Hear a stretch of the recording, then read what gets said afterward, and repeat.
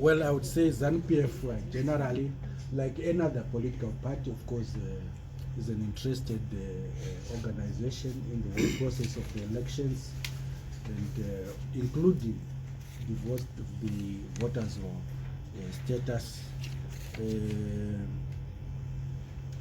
We have discussed most of the issues that I had being discussed in this room, but we have done so through several platforms. Of course, we've engaged with these civil society organizations. We have engaged even with the other political parties, the CCC, the MDCA. We have forums where we meet.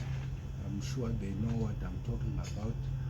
And also through Poland, we have already come up with positions where we have discussed these issues and have had a paper which has been submitted by Poland to Parliament and to the presidents for some of these reforms, not just on the voters law, but also on many other electoral issues.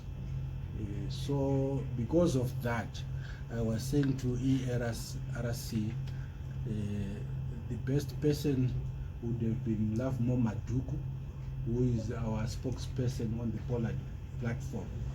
And I wouldn't want to come here and put up a ZANU-PF position when we, as other political parties, we have put up a combined position. What I'm trying to say is the party, in fact, the parties, they should monitor the voters for themselves. They cannot just say, keep on saying ZEC, ZEC, ZEC, ZEC, because the key people are the voters, and these are the people who supports you as parties. I'm trying to say this because ours is not a political party. We are independent. I'm the chief election agent of Temba Mliswa. So what we are saying is, I had the first voters roll with the ZEC in 2016. That was their first voters roll, which we did not on by-election. What I did there as the chief election agent, we had to put polling agents on all the polling stations before the starting of the voter registration.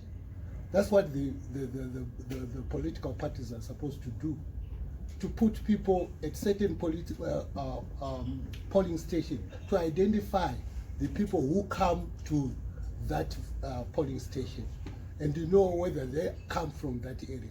You cannot put someone from Mount Darwin and put him in Boera. It's nothing amiss. So at times when people hear that you have gone to court to secure something, they think that it's something bad. It's not bad. We have to do it. At times people misstep on their mandates. At times people forget that they have a certain duty. So at times it might be necessary for us to just use that route. So litigation remains one of the advocacy tools that we have. And that's exactly why citizens of Zimbabwe did put that caveat in the constitution to say we can utilize litigation to access or to enjoy or to make the state allow us to realize and enjoy our rights that are constitutionally guaranteed. The people will say their voices. We don't need our voices, to be, to be rephrased or paraphrased again by some fewer people. Us in our majority voted unanimously yes for the constitution in 2013. So now, if there's a constitutional provision which says all Zimbabweans have the right to vote, why then should we wait for fewer people in parliament to come up with legal frameworks which they clearly have no intention of bringing? And what is needed for the legal framework to be made? Should we go to the streets?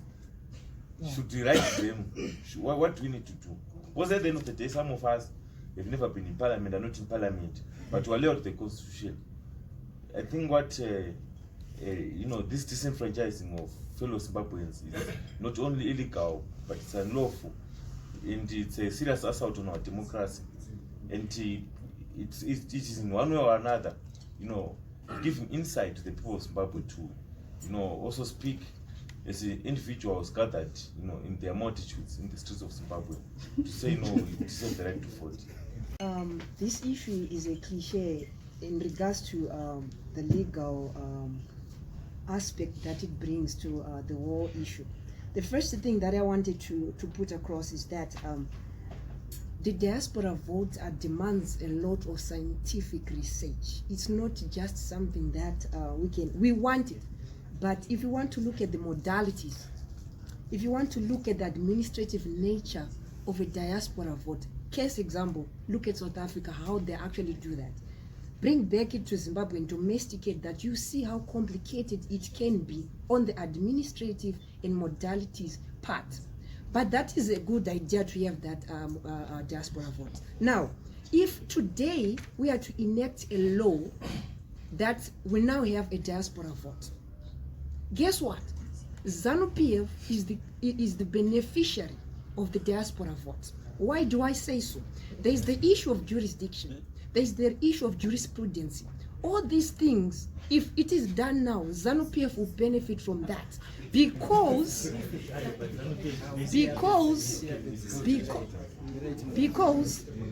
Ukraine can bring 3 million votes. United States, where we are saying probably opposition can bring about, let's say, 2 million. If opposition probably bring about, let's say, 5 million, ZANU-PF can actually increase to say probably 10 million. Why do I say so? There is no framework that cannot then stop them from doing that, because there are jurisdictional and jurisprudence issues that favors them. Diaspora vote was allowed in 2013. Votes for prisoners were allowed by the Constitution in 2013. So if we were to behave like this issue was raised today, that we don't have time, we'll be fooling ourselves. We are saying from where we are standing now. Because from 2013, it has been... What of just prisoners? I think they should just... People, I think that's... but for diaspora, like I said, we might not just be... When we raised these voters for queries, we were rubbished by our EMB, and really they claimed there was no validity in terms of of the queries that we raised. Let me start by saying, the problem that we have in this country is that we refuse to assume responsibility and accountability. In the sense that when we raised these issues to ZEC, instead of addressing the problems that were raised from the audit report, they quickly said, no, the voters roll that was audited was inappropriately acquired. We connived with the staffer from ZEC to get the voters roll, which ultimately was not true, in the sense that we procedurally acquired the voters roll, and we even have the receipts which we got from ZEC. So, and I'm glad that ERC even said that you shouldn't expect that the voters roll is 100% 100% perfect. They are, obviously, because people register on a daily basis, people die on a daily basis, obviously they are bound to be, changes to the voters roll. So we accept that as a party. Obviously they are bound to be human errors and also technical errors in the compilation of the voters roll. We accept that as a party. But however, what we have a problem with is, the failure to sit down at the same forum to say, okay, fine, we have this problem. How do we go about it? We are also engaging with ZEC so that at least they can try to to promote or increase accessibility of voter registration centers, because we've got people from rural areas where, of course, they have tried to bring about the blitz processes for voter registration, but then at the end of the day, it's not enough. the time frame is just too small for us to then make sure that everybody is catered for when it comes to voter registration. We also have the issue of people not having enough identification for the process of voter registration. So we're trying to engage the Registrar General's office so that at least they try to also come up with mechanisms like these bliss registration processes, so that at least everyone can get identification like passports or IDs in a timely manner, so that at least they can be able to register to vote before the process is closed, like before the election period starts.